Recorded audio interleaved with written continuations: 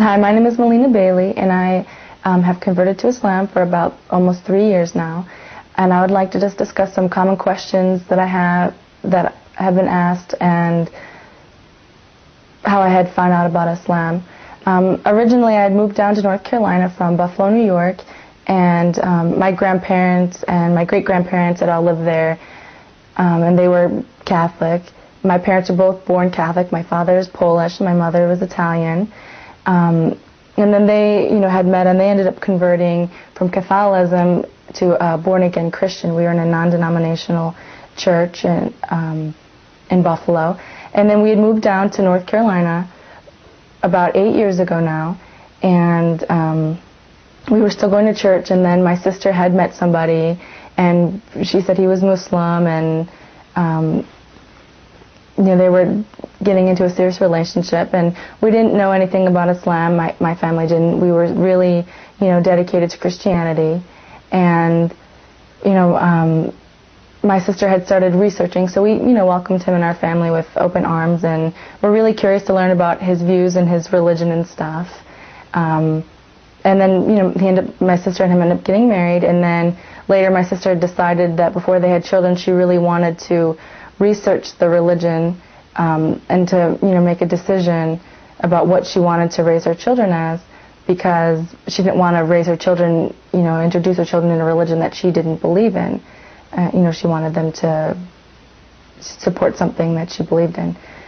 So she had started researching, and she researched for about 2 years, and then ended up converting and saying, telling us, the family, that she didn't believe in the Trinity anymore, and that she had done lots of research on Islam. And it was really scary at first because we, have a lot of common misconceptions about the religion, and it was really scary to see a big change in her, and her belief system and the way that she acted and the way that she dressed. I wasn't really interested in Islam at the time. It was really, scary to see my sister go through a lot of changes and in her ideas.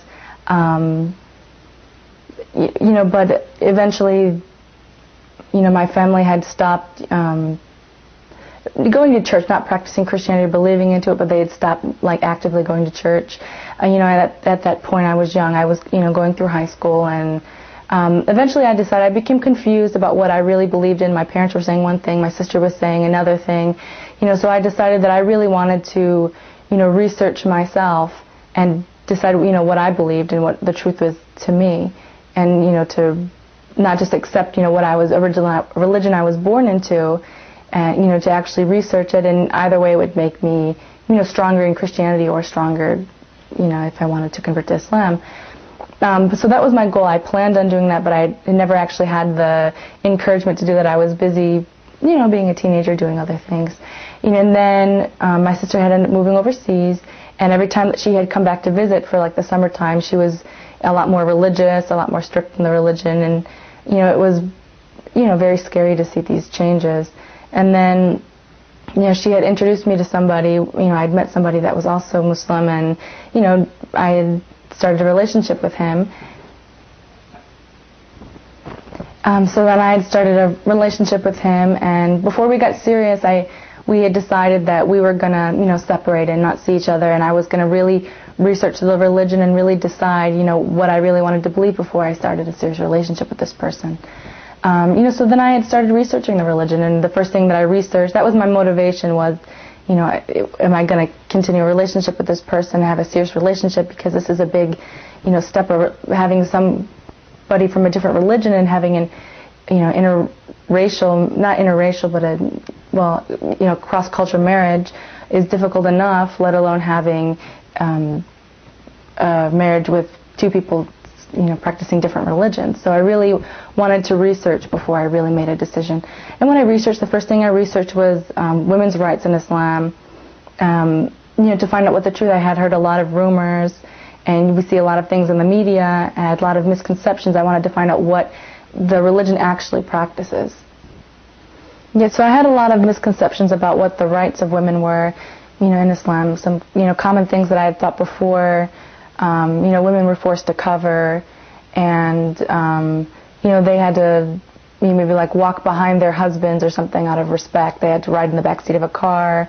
just like, common misconceptions. When I actually started researching, I found a lot of things that I was really surprised that there was a lot of points that I agreed with in the religion, and a lot of rights that they had given women.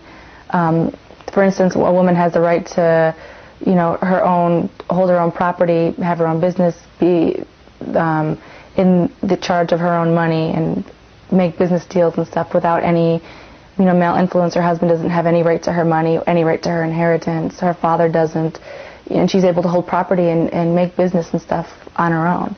And that was something I was really surprised to hear about because, of so many misconceptions that people commonly have.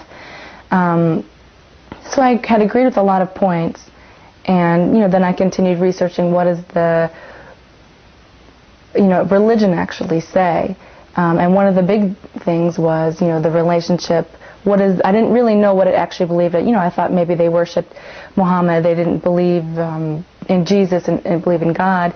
And then when I actually researched, I found out that, they do believe in Jesus and they do believe in God, but they don't believe in the Trinity. So many stories were the same. It was very easy researching Islam because I was so used to so many of the ideas and so many of the stories because there's so many similarities between Christianity and Islam. Especially, when I was born again Christian, I was, raised and used to hearing these same stories, and they ran along the same line. We have the same prophets, most of them, the same, stories of Abraham, Moses, Noah.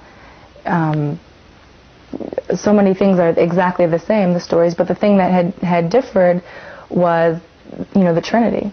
And that, Muslims believe, we don't worship Muhammad. They believe that Muhammad was a prophet and that he was the last prophet. And their relationship with Jesus is that they, believe that he was one of the most, well-respected prophets, but they don't believe that he actually is God incarnate. They believe that, he was a man and that he was a prophet of God and that he, told people to worship God as one.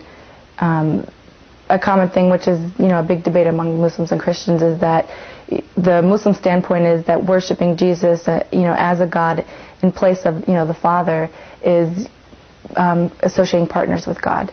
So then when I had started, researching the ideas of, Jesus in Islam, a lot of things, made a lot of sense because when I researched what their take on of the Trinity was, I realized that personally to me that the Trinity, was something that didn't make 100% sense to me. It was something, that I was used to practicing and used to the idea, and I didn't really question because I thought it was really, wrong to question things in, in my religion, what my parents were and what, I was born in. So used to this idea, I didn't really, question or look for anything else or have any reason to. I was comfortable with the beliefs and I was, practicing Christianity. But, researching also that, they believe in the virgin birth. And a lot of points when I researched the difference between the points that the Christians made about, well, Jesus is, the Son of God and that he is God, compared to what the Muslims said, that, Jesus, he, is a prophet of God, but he is not God himself, and that you have to worship God, and he told people to worship God, only, and he didn't ask people to worship him, just, God the Father. So, researching all the whole different points that the Muslims had made and the points that the Christians had made, and doing it open-mindedly and really, like researching it and you coming to other people with, questions. It's the one thing that I had liked about Islam was that it's okay to, ask questions and to research, and if something doesn't make sense, historically it should make sense, scientifically it should make sense, logically it should make sense. And that was one of the things I really enjoyed about Islam, is that there is a lot of scientific points in the religion that were proven, to be true. There's a lot of, common grounds. We're the most closely related religion to Islam is Christianity. But one of the points when I did my research that really which is a personal thing that really had hindered me when I really, thought that the Muslims made some valid points and that this really was a good, belief system, and what I had heard about in the media and what I had heard about in, from different cultures. There's so many different Muslim countries, and they each have their own spin and own take and own practice on things, and that's not what the actual religion is practicing. That's, things that over time, the religion is almost 1,500 years old, over time these countries have been introduced to religion, but they changed through their cultural habits. So a lot of things like women not being allowed to drive or something, that's not Islamic, that's the culture of that specific country. So, it's really hard to look at things so openly and really research what the facts are of things when there's so many, different prejudices. Everybody has prejudice, and there's so many different prejudices, so many different misconceptions, and, that's one of the things, and one of the points that the religion does make is that, God sent every nation, God had sent a prophet to every nation to preach and say that, there's only one God, you should worship this one God. So, every different people, and, people were sent to different nationalities and different, having this concept, and that there are some that, prophets that we don't know of, some prophets that we do know of, and some of them had books. Like we believe, the Moses had a book, Abraham had the book, David had a book, Song of Solomon, and, we believe over time that, people have changed their religion, and the original documentation is lost, and that it's not in the same form and in the same practice that it was originally.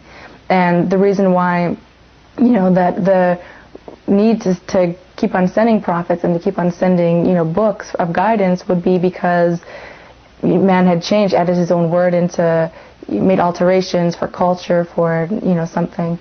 So when, one of the points that Islam makes, when prophets are sent, that some people, when they won't look at things optimistically and look at things truthfully because of, arrogance, because of this is a person from a different race, this is a person from a different color, this is a person from a different country and a different culture, and that doesn't, because of our own arrogance and our own prejudice, which God doesn't view men in the same way that we view men, that we won't accept that their ideas and their beliefs, even if it's the truth, because of arrogance in our own hearts because of things.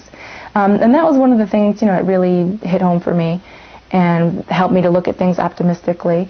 And, one thing that really did hinder me from converting was, it was so socially unacceptable to be Muslim.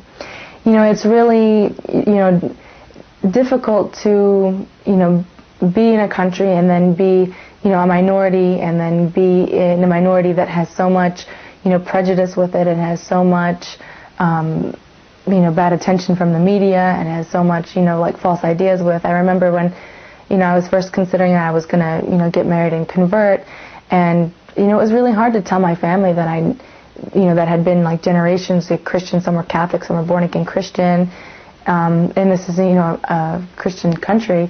It was really difficult to, face the prejudice and the misconceptions of what people had to say to me, and just, social outcast because of, religious beliefs and knowing the difference. So it was a really big sacrifice, to go against what the norm of the culture is. It's really, wearing, covering and doing, practicing this religion. You get a lot of prejudice, and I think that's really something that hinders a lot of people from researching and accepting is the misconceptions and the way other people socially you'll be perceived, and because you do make a lot of sacrifices and you have to face a lot of prejudice. When I had originally started telling my family, especially my grandparents, they were very old, they're 75, and they've been Catholic all their lives, and their great-great-grandparents have been Catholic, and I told them, and it really scared them, and they really were praying for me, they felt bad for me. That's a lot of misconceptions, and it's really hard to, once you believe that this is the truth, and that's what really prevents people from really researching and looking at things optimistically. There's so much prejudice you face, and there's so much misconceptions. And then I had ended up, getting married, and, started practicing the religion. I went over to visit my husband's family, and, I was trying not to be, prejudiced, and trying not to, be nervous, but I was nervous because of so